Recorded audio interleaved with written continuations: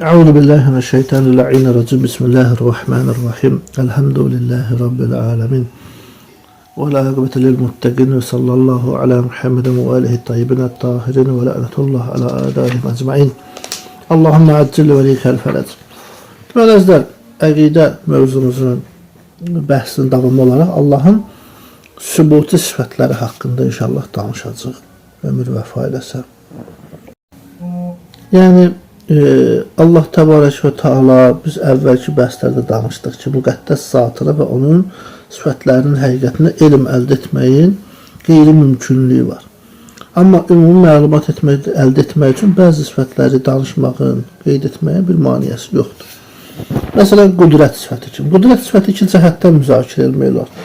Bir qüdrət sifətinə bu cür cəhətdən yanaşa bilərik ki, yəni həm Quran ayələrində, hədislərdə, həm də əqli baxımdan. Yəni, bir də qüdrət bir dəfə acizliyin müqabilində ola bilir. Bir dəfə də məcburiyyətin müqabilində ola bilir. Təbii ki, acizlik və məcburluq qəbih, yəni pis sifətlərdəndir. Allah Teala və onun qüdrətinin, belə deyək ki, müqabilində işlənən hər bir nöqsan və pis sifətlərdən pak və münezzəhdir. Allah bunlardan pakdır.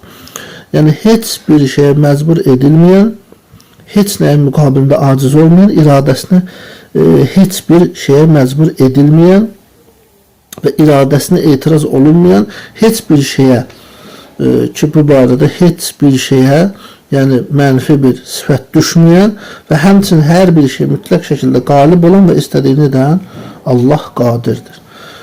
Onun hər şeyə qadir olmağı barədə əlimizdə çox əqli və nəqli dəlillər mövcuddur.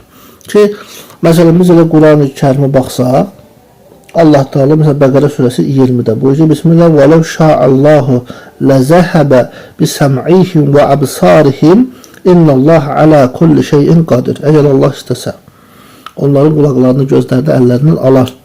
Həqiqətən də Allah hər şeyə qadirdir. Yaxud da Kəhf surəsinin 45-ci ayəsi: Və kanallahu ala kulli şeyin muqtadir. Allah Teala hər şeyə qadirdir. Yaxud da məsələn İsra 99-da: Əvələm yərəv ennəlləhəl-ləzi xaləqəs-səmavati vəl-arda qadirun ələ ən yəxluqa misləhum. Allah Teala buyurur ki, məgər onlar görmürlər ki, göyləri və yeri yaradan Allah onlar kimisini yaratmağa qadirdir. Və yaxud da Fatir 44-də göylərdə və yerdə Allahı aciz edə biləcək heç nə yoxdur. Həqiqətən də Allah hər şeyi biləndir, qadirdir. Yaxud da Nəhl 40-da Allah Teala buyurur ki, İnnəmə qavlunə li şeyin izə əradnahu ən nəqulə ləhu kun fəyəkun. Biz bir şeyi xalq etmək, yaratmaq istəyəndə ona ancaq ol deyirik, o da olur. Və bu Quran-ı Kərimin prizmasından bizə açıq-aşkar görünür ki, Allah qadirdir, qüdrət sahibidir mütləq olaraq. Və hədislərdə də belədir. Məsələn, Abdullah Dəysani adında bir şəxs olur. Bu dəysanilər nur və zülmətin əzəli bir varlıq olduğu etiqadına bəsləyən iki tanrılı dinsizlər idi. Deməli, həmin bu Abdullah Dəysani İmam Cəfər Sadiq Əleyhisselamın tələbələrinin Hişam bin Həkəmin yanına gəlir. Belə bir hədis uzundur, mən əsas hissəsini deyəcəm mənasını. Deyir, sənin Rəbbin var, Hişam deyir ki, əlbəttə, o soruşur, qadirdir, deyir, əlbəttə, deyir, qadirdir və qahirdir. Deyir ki, yumurtanı böyütmədən və dünyanı kiçiltməyəcəm, bütün dünyanı yumurtaya yerləşdirmə qüdrəti çatar. Hişam İbn Həkəm deyir ki, mənə möhlət verir, düşünün. O deyir ki, möhlət verirəm. Və çıxır gedir.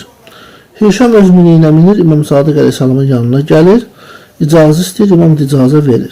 Sonra Hişam sual verir ki, ya Resulullah'ın oğlu, Abdullah Dəysani bir dənə sual verir ki, məsələnin həllində Allahdan və səndən başqasına etibar edilməz. İmam Sadiq Əleyhisselam deyir ki, nə soruşdu səndən, nə sual elədi? Hişam deyir ki, o mənə bu sualları verdi. Yəni bayaqki mövzunu, diyaloqu deyir İmam. İmam Sadiq Əleyhisselam deyir ki, ey Hişam, sənin neçə hiss üzvün var? O deyir 5. İmam deyir ki, onlardan ən kiçik hansıdır? Deyir, görmək, yəni gözlər. İmam deyir ki, görənin ölçüsü nə qədərdir? Hişam deyir ki, mərcimək dənəsi boyda ya da ondan daha kiçik. İmam deyir ki, ey Hişam, önünə və başının üzərinə bax, sonra mənə nə gördüyümü söylə. Hişam deyir ki, səmanı, yeri, evləri, sarayı, torpağı, dağları, çayları görür. İmam deyir ki, gördüyün şeyləri mərcimək dənəsinin ya da ondan da kiçik olan bir şeyin içinə yerləşdirməyə qüdrətə çatan, həqiqətən də dünyanı kiçiltmədən və yumurtanı böyütmədən dünyanı bütövlükdə yumurtaya yerləşdirməyə də qadirdir. Hişam imama tərəf əyilərək onun əllərini, başını, ayaqlarını dil öpdü və dedi ki, bu mənə kifayətdir. Ey Peyğəmbərin balası. Dil öz evinə dönür. Ertəsi günü səhəri, yəni həmin Abdullah Dəyəsani onun yanına gəlirdi ki, ey Hişam, mən sənin yanına cavab tələb eləməyə yox, sadəcə salamlaşmağa gəlmişəm. Hişam deyir ki, tələb etmək üçün gəlmiş olsam, buyur, bu da cavab. Və imam nə cavab demişdi, öyrətmişdi. Hişam bin Həkim onu Abdullah Dəysaniyə deyir. Deyir, Dəysani onun yanından çıxır və ona xəbər edirlər ki, Hişam İmam Sadiq əleyhissalamın yanına getmişdi və bu cavabı Hişama öyrədir. Deyir, o bunu eşitəndə İmam Sadiq əleyhissalamın qapısına qədər gəlir, icazə alır içəri girmək üçün və imam da icazə verir. Yəni, hədis uzundur, mövzu burada isə əsas nədir? Allahın qadir olmaq məsələsinə işarə edir. Başqa bir hədis var ki, məsələn, Şeyx Saduqun yenə bu da Tohid kitabında gəlir. Əhməd ibn Muhammed bin Əbu Nəsir rivayət edir ki, Məvaru'un Nəhrdən olan bir şəxs, Məvaru'un Nəhr də Orta Asiyada bir bölgənin adıdır. Coğrafi bir bölgədir. Bir dəst adam gəlir oradan İmam Rıza Aleyhisselamın yanına. Ki, gəlir deyir ki, Ci'nəkə nəs'alukə ən sələsə məsail. Fəin əzbəbtənə fiyhə əlimnə ənəkə alimun. Deyir, səndən üç məsələyə sual vermək üçün gəlmişik, soruşmağa gəlmişik. Əgər bu suallara cavab versin, biləcək ki, sən həqiqətində alimsən. Yəni, imam olmağı etiqadımız olacaq da bu mənada. İmam Aleyhisselam deyir ki, buyurun, soruşun. Onlar sual verəcək deyir, bizə Allahdan danış. O harada idi, aləmi yaradanda özü harada idi və nəyə arxalanmışdı bu işi görəndə. İmam dedi ki, həqiqətən də keyfiyyəti Allah keyfiyyət edibdir. Özü isə bir keyfiyyətə sahib deyil. Yəni, nəcür idi sualının cavabıdır bu. Allah nəcür idi deyərsən, halbuki nəcürlüyün keyfiyyətin yaradan özü Allahdır, özü keyfiyyətə məxsusdur. Məkanı məkan edən Allahdır, özü isə məkansızdır.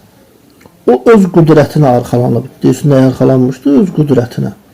Deyir, bu sözlərdən sonra bunlar deyir ki, fəqalu nəşhədu ənəkə alimun. Biz şəhadət veririk ki, həqiqətən də sən alimsən. Şeyx Sadiq rəhmətullah bu hədisin izahında qeyd edir ki, deyir, o öz qüdrətinə arxalanmışdı sözündə. Yəni, Allah öz zatına, özünə arxalanmış. Çünki qüdrət əzəmətli Allahın zatı sifətlərindəndir. Sonra başqa bir hədis Fudeyl bin Yasardan gəlir ki, İmam Sadiq əleyhissalamdan belə nəql edir ki, deyir, belə eşitdim ki, İmam Sadiq əleyhissalam deyir ki, İnnəlləhə əzzə və cəl lə yu'səfu qalə və qalə zurarə. Qalə Əbu Cəfər əleyhissalam, İnnəlləhə əzzə və cəl lə yu'səfu və keyfə yu'səfu. Və qad qalə fi kitabihi, deyir, həqiqətən də uca və izzətli olan Allah vəsf edilə bilməz. Deyir, həmçinin Zürarə də bunu nəql edib ki, mən Balqar əleyhissalamdan belə buyurub ki, həqiqətən də uca və izzətli Allah vəsf edilə bilməz. Axı, o necə vəsf edilə bilər ki, bir halda ki, özü kitabında deyir ki, onlar Allahı layiqincə dəyərləndirmədilər. Ki, qədərində onu dəyərləndirmədilər. Ona görə də elə bir qüdrətlə vəsf edilə bilməz ki, o vəsf olunandan daha əzəmətli olmasın. Yəni, mümkün deyil də, insan bunu tapıb çıxarda bilməz. Allah o cür əzəmətlidir, qüdrətlidir. Sonra başqa bir rivayətdə Müqatil bin Süleyman İmam Sadiq əleyhissalamdan rivayət edir ki, Ləmmə sə'idə Musa aleyhissalam ilə turi fənada Rabbəhu əzzə və cəl. Qalə, ya Rabbi, ərini xəzainəkə. Deyir, Musa aleyhissalam ki, Tur dağında idi. Həmin vaxtı Rəbbini çağırırdı ki, ey mənim Rəbbim, öz xəzinələrimi mənə göstər. Allah Teala deyir ki, ey Musa, mənim xəzinələrim ancaq odur ki, mən bir şey xəlq etmək istədiyim zaman ona Əqulu ləhu kun fəyəkun. Ona ol deyirəm, o da olur. Bu da Allahın qüdrəti. Əbu Bəsir də həmçinin İmam Sadiq əleyhissalamdan bir hədisdə yenə də nəql eləyir. Mərhum Şeyx Sadiq Tavhiddə gətirir. Həmçinin Kafi kitabında da keçir. 1-ci cildinin 107-ci səhifəsində ki, deyir, uca və izzətli Allah əzəli olaraq Rəbbimizdir. Bilinən şeylər olmamışdan elm onun zatıdır. Eşidilən şeylər olmamışdan qabaq eşitmək onun zatıdır. Görülən şeylər olmamışdan qabaq görmək onun zatıdır. Məqdur şeylər olmamışdan qüdrət onun zatıdır. Yəni, burada nədir məqsəd? Qüdrət tətbiq olunan, yəni məqdur şeylər, qüdrət tətbiq olunan şeylər olmamışdan qabaq Allah əzəli olaraq qüdrət sahibidir, yəni zatında.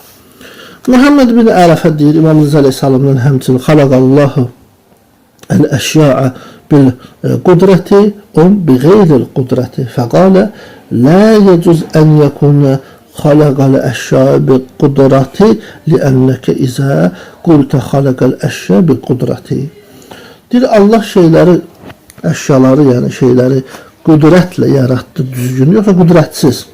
İmam əleyhissalam deyir ki, burada məqsəd nədir? O şeyləri qüdrətlə yaratdı olması düzgün deyil bu şəkildə. Çünki sən o şeyləri qüdrətlə yaratdı dediyində, sanki qüdrəti ondan ayrı bir şey bilirsən. Allah üçün qüdrəti şeyləri onun köməyi ilə yaratdığı bir alət eləyirsən. Bu ise şirkdir. O şeyləri bir qüdrətlə yaratdı dedikdə isə, sən onu, yəni Allahı vəsf etmiş olursan. Yəni Allah onları üstün gələn bir güc və bacarıqla yaradıb. Halbuki Allah nə zəif, nə acizdir, nə də başqa birinə möhtacdır. Deməli, yəni məsumların kəlamında əzizlər, biz bunu başa düşdük ki, Allahın qüdrət sahibi olması, qadir olması nədir? Və bunun dedik ki, həm əqli dəlilləri də var. Yəni, belə deyək ki, əvvəlki mövzularda biz danışdıq ki, aləmdə mövcud olan hər bir şeyin Allah Taala tərəfindən yaradıldığı sübut olunub. Yəni, kamal sifəti hesab olunan qüdrət olmadan nəyisə yaratmaq, ona həyat vermək qeyri-mümkündür.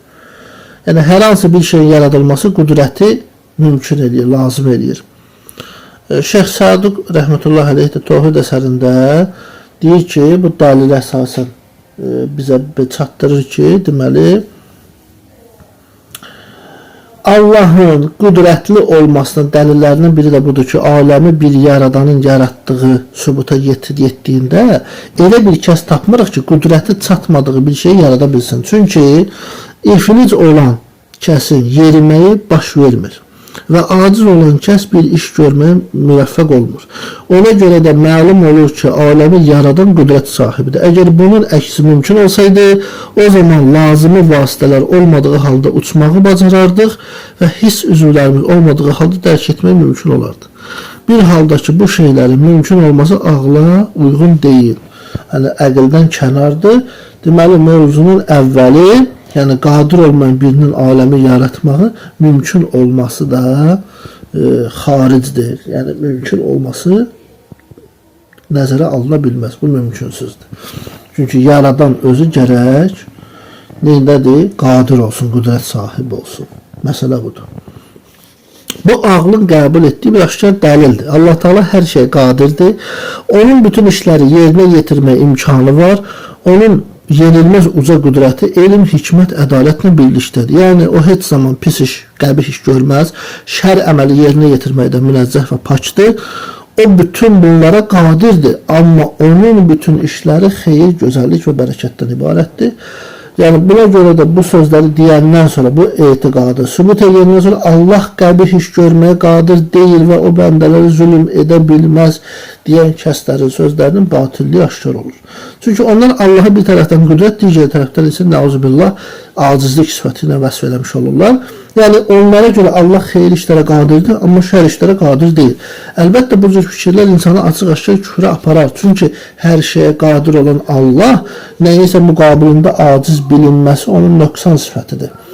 Qəbih iş, pis işlərə qüdrətə çatmaq zülm etmək demək deyil. Yəni pislik etməyə qadir olmağın onu yerinə yetirmək heç bir əlaqəsi yoxdur. Zülm etmək və pis bir, qəbih bir iş görmək yalnız işin özüdür. Məsələn, bizim günah eləməyə qüdrətimiz çatır, amma günah etmək məcburiyyətində deyilik və etmirik. Amma istəsək günah edərik, istəməsək etmirik. Çünki qüdrəti çatmaq zülm etməyə lazım tutmur. Vacib deyil, belə bir şərt yoxdur. Mənim buna imkanım var, qüdrətim var ki, zülm edeyim, amma eləmirəm. Məsələn, məcbur deyiləm eləyim. Yəni bu onu eləyə bilərəm, edirəm mənasında daha doğrusu deyil ki, mən zülm edirəm. Bacarıramsa, bunu etmirəmsə, o demək deyil ki, zülm edirəm anlamında başa düşülməməlidir. Deməli, yəni istəsək günah edirik, istəsək etmərik məsələsində bu nədir? Məsələni aşkar edir. Allah Taala'nın hər bir şeyə, istər xeyir olsun, istər şər olsun, qadir olmağına dəlil Quran-ı Kərimin elə dediyi şeydir. İnnallaha ala kulli şeyin qadir. Niyə? Allah Bəqərə 20-də dediyi ki, buyurdu ki, həqiqətən də Allah Taala hər bir şeyə qadirdir. Bu ayədə də keçən kulli şey, yəni hər şey kəlməsi ümumi fayda verir. Yəni istinasız olaraq elə bir şey yoxdur ki, Allahın qüdrətindən xaric olsun. Ayənin çatdırmaq istədiyi mənada odur ki, onun qüdrəti sonsuzdur və həddi yoxdur. Baxmayaraq ki, Allah Taala bütün bunlara qadirdir. Amma ondan, xeyirdən başqa bir iş hasıl olmaz. Niyə? Allah nə deyir? Ki, Fussilet 46'da Allah Taala buyurur ki, وَمَا رَبُّكَ بِزَلَّامٍ لِلْعَبِيدِ Sənin Rəbbin bəndələrə zülm etməz, zülm edən deyil. Batil məktəblərdən bəziləri Allah Taala haqqında pis fikirlər deyiblər. İddia ediblər ki, şərri də xaliqi, məsəl üçün yaradanı Allahdır, əuzubillah. Bu batil fikirdən Allaha biz pənah aparıq. Təbii ki, Allahın zülm etmək üçün heç bir səbəbi yoxdur. O zülmün səbəbləri olan qorxu, ehtiyac, şəhvət, həsəd, cəhalət, səfəhlik, süfahalıq, acizlik, xəbislik kimi nöqsan sifətlərdən uzaqdır. Allah pakdır bu sifətlərdən, münezzəhdir. Bütün bunlar Allahın hikməti, elmi və bütün kamal sifətləri ilə ziddiyyət təşkil edir. O heç vaxt bəndələri üçün yəni şərri xəlq edib sonra ona görə onlara cəza verməz. Bəndələrdən kimsə zülm edirsə, bu iş yalnız o bəndənin ixtiyarı ilə olur. Allah Taala isə bəndələri üçün xeyir və bərəkətdən başqa bir şey iradə eləmir. Digər amil budur ki, acizlik sifəti nöqsan sifətlərdəndir. O hər cəhətdən kamil olan varlığa yaraşmır. Yəni əvvəldə dedik, hər cəhətdən mütləq kamil olan varlığın acizlik sifəti ilə sifətlənməyi ki, onun kamalı ziddiyyət təşkil edəcək. Bütün kamilliklərin vücudu vacib olan və hər şeydən ehtiyatsız olan Allahın müqəddəs zatında cəm olmağı sübut olubdur. Biz bunları danışmışıq. O bütün nöqsan sifətlərdən deməli münezzəhdir. Əgər belə olmasaydı onun ehtiyaclı olması lazım olardı və ehtiyac sifəti isə Allah olan kəsə layiq olmayan bir sifətdir. Deməli bu da batil olacaq. Digər cəhətdən belə dedik ki, Allah Taala tərəfindən hər şey yaradılıb.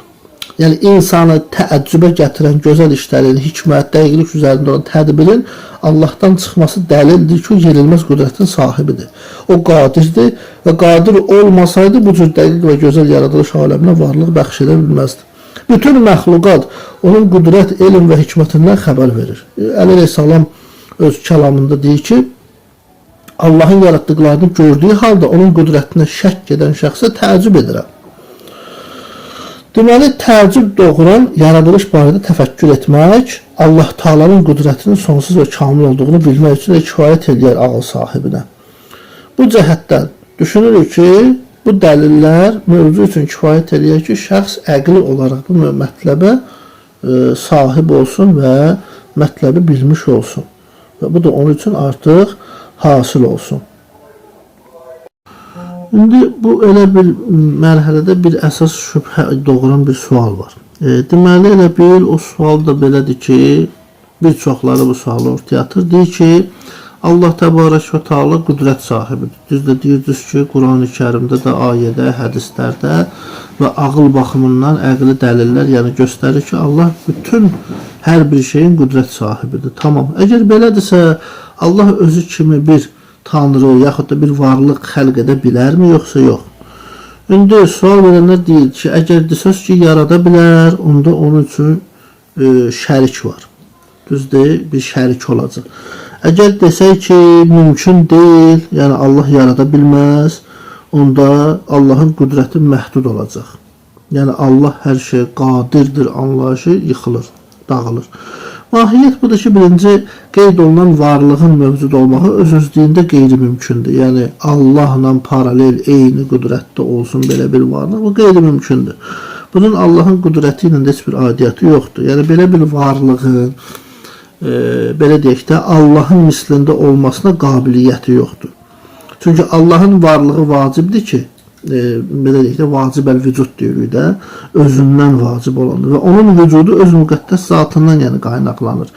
O var olmaqda heç kəsə ehtiyacı deyil. Yəni Allah Taala heç kəs tərəfindən yaradılmayıb ki, məxluq hesab olunsun. Amma həmin o varlıq mövcud olsa ki, fərz eləsək ki, deyilən Allah Təbarək və Taala ilə bərabər bir varlıq olsa və onu Allah yaratsa, bu məxluq olacaq və həmin Allahın bəndəsi olacaq. Nəinki özü bir Allah olsun. Və onun mövcud olduğu zamanın əvvəli yaradıldığı vaxt. Məxluq və mövcud olmaqda ehtiyaclı olan isə vacib əl-vücud olmur, mümkün əl-vücud olur. Əgər həmin o varlığı vacib əl-vücuda, yəni vücudu, varlığı özündən var olana misli hesab eləsək, gərək deyək ki, öz varlığında həm ehtiyaclı, həm də ehtiyatsızdır. Yaxud da həmin varlıq, belə deyək ki, eyni zaman çərçivəsində həm məxluqdur, həm də qeyri-məxluqdur. Bu isə iki nəqizənin, yəni bir-birinə zidd olan xüsusiyyətin birləşməsi olacaq. Bu bir şey üzərində cəm olması olacaq ki, iki nəqizin də bir yerdə cəm olması qeyri-mümkündür. Yəni bu bir qaydadır, sistemdir ki, iki dənə əks bir şey bir yerdə cəm olsun. Deməli, niyə? Çünki iki nəqizin bir arada birləşməsi bir şeyin var olma, bir şeyin də eyni vaxtda yox olmağı kimidir. Yəni, məsələn, çay var, həm də yoxdur. Yəni, bu mümkün deyil. Ya çay var, ya da yoxdur. Yəni, iki ziddiyyətli bir şey, nəqiz bir yerdə cəm olsun eyni vaxtda mümkünsüzdür. Yəni, həm mövcud olsun, həm də mövcud olmasın. Belə deyək. Yəni, həm ehtiyaclı olsun, həm də ehtiyatsız olsun. Bu da mümkün deyil. Yəni, bu da onu göstərəcək ki, Allah Təbarək və Teala yenə də mütləq və tək yaradan Rəbdir. İndi digər cəhətdən biz baxsaq, Allah Teala məsələn, Allah özü aradan aparmağa qüdrətə çatmadığı bir varlıq yarada bilərmi? Məsələn, belə bir sual, deyək ki, Allah Teala bir varlıq yaratsın, amma onu da aradan apara bilməsin sonra, gücü çatmasın. Təbii ki, yəni, burada da yenə bu düşüncəni gətirirlər qüdrət məsələsinə görə ki, deyir, əgər sizlər desəniz ki, Allah Təbarək və Teala belə bir varlıq yarada bilər, onda Allahın qüdrətinin məhdudluğu çıxacaq. Çünki niyə? Allahın hər şeyi, hər kəsi aradan aparmağa qüdrəti çatmayacaq, anlayışı yaranacaq. Amma Allah hər şeyi aradan aparacaq axı, qüdrəti də çatır. Yaxşı. İndi desəz ki, Allah Teala belə bir varlıq yaratmağa qadir deyil, onda Allah aciz bir sifətlə vəsf olunacaq. Biz də dedik ki, nədir? Allah acizliklə vəsf edilə bilməz. Bu sifət qəbih sifətdir. Yenə burada da deyirik ki, həmin o varlıq mövcud olsa gərək vacibli sifəti ilə vəsf olunsun. Çünki heç kəsin onu aradan aparmağa qüdrəti çatmayan ancaq vacib əl-vücud ola bilər. Mümkün əl-vücud yox. Vacib əl-vücud elə bir varlıqdır ki, fənalıq onda ola bilməz. Ona yol tapa bilməz heç bir cəhətdən. Onun aradan getməsi də qeyri-mümkündür. Amma qəti elmimiz ilə bilirik ki, həmin varlığın fani olmağa qabiliyyəti var. Düzdür? Yəni fənalıq və yoxluq ona yol tapa bilir. Çünki həmin varlıq sonradan yaranıb və onun əvvəli fəallıq, fənalıq və yoxluqdur. Belə olanda bu varlığın eyni zamanda həm vacib, həm də mümkün vücud varlıq olması lazım olacaq ki, bu da yenə qeyri-mümkündür. Yenə də nəqiz baş verir. Bir şey həm vacibdir, həm də mümkündür. Bu mümkün deyil. Yəni bunlar ikisi cəm ola bilməz. Bunların arasında üçüncü yol yoxdur. İki dənə ola bilər, o ikisi də bir yerdə cəm olması qeyri-mümkündür. Və digər belə bir sual da var ki, deyirlər ki, Allah yeri balacalaşdırmadan və yumurtanı da böyütmədən bütün yeri yumurtanın içine daxil edə bilərmi? Və bu sual da həmçinin qədimdədir ki, biz bu İmam Sadiq Əleyhisselamın kəlamında da məsəl üçün görürük. Məsəl üçün hədisdə gəlir ki, Muhammed bin Əbu Umeyr ki, etibarlı və böyük səhabələrdən biridir. İmam Sadiq aleyhissalamdan bir hədis gətirir ki, İnne iblisə qalə li İsa ibn Məryəm aleyhissalam Əyəqduru rabbuka ələ ən yudxiləl arda beydətən la yusəqqirul arda və la yukəbbirul beydətə. Fəqalə İsa aleyhissalam. Deyir, burada bir gün İblis İsa aleyhissalama sual verir. Deyir ki, sənin Rəbbin yeri balacalaşdırmadan və yumurtanı da böyütmədən bütün yeri, yəni yer kürəsini yumurtanın içine yerləşdirə bilərmi? Buna qüdrəti var. İsa aleyhissalam da deyir ki, vay vay olsun sənə. Ey İblis, Allah Taala acizliklə vəsf olunmaz. Ki innallaha la yu'safu bi acizin və mən əqdaru mimmen yulettiful arda ve yuazzimu beyda. Həzrət deyir ki, Allah Taala bu acizliklə ki vəsf olunmaz, yeri yumuşaldan və yumurtanı böyüdənlə daha qüdrətli kim ola bilər? Yəni ondan qüdrətli kim yoxdur ki, onu istəsə də eləyər. Amma durasan onu acizliklə vəsf eləyəsən, bu məntiqlə sual verirsən, bu çox pis şeydir. Yəni küfürdür. Yəni hədisin sonundakı kəlmə də Həzrət İsa aleyhissalam ki, İblisin sualın əvvəlinə izahdır. Onun qəbul etdiyi şeylə ona dəlil gətirir ki, yəni ey İblis, sənin Rəbbin yeri kiçiltmədən və yumurtanı da böyütmədən sözün, yəni özü Allah Taala'nın qüdrətinin sonsuz olduğuna dəlildir. Yəni onun qüdrəti sonsuzdur. Yəni yeri kiçiltmədən, yumurtanı da böyütmədən əslində buna qadirdir eləsin. Bu sual deyil ki, çünki ən azından sənin sualı bu cür verməyin, icra eləməyin buna dəlalət edir ki, sən Allahın yeri istədiyi qədər kiçiltməyə və yumurtanı istədiyi qədər böyütməyə qadir olduğunu bilirsən və qəbul edirsən. Belə olduğu halda, sən bunu qəbul elədiyin halda əslində sualı ki verəndə elə sənin sözündən zahir olan budur ki, qəbul edirsən əslində. Və belə halda yumurtanın içine daxil etməyə qadir olmazmı? Təbii ki, sonsuz qüdrət sahibi olan Allah bu işə qadirdir. Amma yumurtanın böyümədən və yeri kiçiltmədən bu işin baş verməsi öz-özlüyündə olan bir şey deyil. Çünki böyük bir əşyanı kiçik olan bir şeyin içine daxil etmək qeyri-mümkündür. Bədihi elmimiz, yəni bədihi elm nəyə deyilir? Dəlilə ehtiyac olmayan. Məsələn, zəhər insanı öldürür. Düzdür, burada zəhərin kimyəvi tərkibi filanı, nəysə elmi araşdırma, laboratoriya təhsili olmağına ehtiyac yoxdur. Yəni bizim naqis, dəlilə ehtiyac olmayan elmimizlə bilirik ki, zəhər ziyanlıdır. Bunu içməyə ehtiyac yox, bu bədii elmdir. Yəni dəlilə ehtiyac olmayan bir şeydir. Ki, məsələn, bu elmlə biz bilir ki, bir şey qoyulacaq qutusuna ölçü baxımından uyğun və münasib olmalıdır. Yəni ölçüsel olmalıdır ki, qutuya sıxsın və qutu bağlansın, normal, səliqəli görünsün. Ki, əks halda həmin şey qutuya yerləşdirmək mümkünsüz olar. Deməli, bu iş böyük bir dağı balaca bir qutunun içine daxil etməyə bənzəyir ki, bu da qeyri-mümkündür. Ona görə də İblis İsa aleyhissalama verdiyi bu sual Əli aleyhissalama verilibdir ki, o da Əli aleyhissalam da bunu bu cür deyir ki, İnnallaha Teala la yusafu bi aczin vəllazi qulte la yakunu.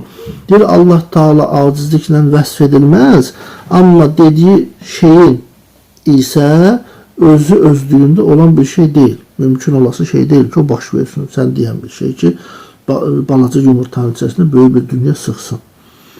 Yəni o paradoksdur. Belə deyək. Və mahiyyət olaraq da ki, bu işin qeyri-mümkün olmağı Allahın qüdrəti ilə də əlaqəsi yoxdur. Həmin əşyaların qabiliyyətinin olmamağından irəli gəlir. Yəni yumurtanın qüdrəti yoxdur ki, bütün dünyanı özünə cəm eləsin. Mahiyyət budur. Bunun Allahın qüdrəti ilə heç bir adiyyəti yoxdur.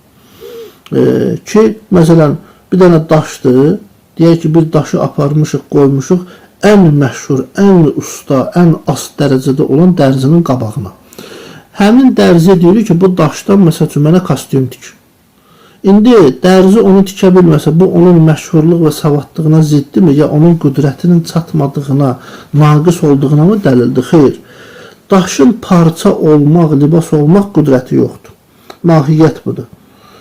Eləcə də yerin yumurtanın içində yerləşməməsi, Allah Taala'nın aciz olması demək deyil. Yəni Biz buna diqqət eləməliyik. İnsan səmaya baxanda əzəmətli günəşi, ayı, ulduzları, göy cisimlərini, yerə baxanda dağları, dənizləri, sarayları, qalaları, ağacları və s. nə boyda şeyləri görür.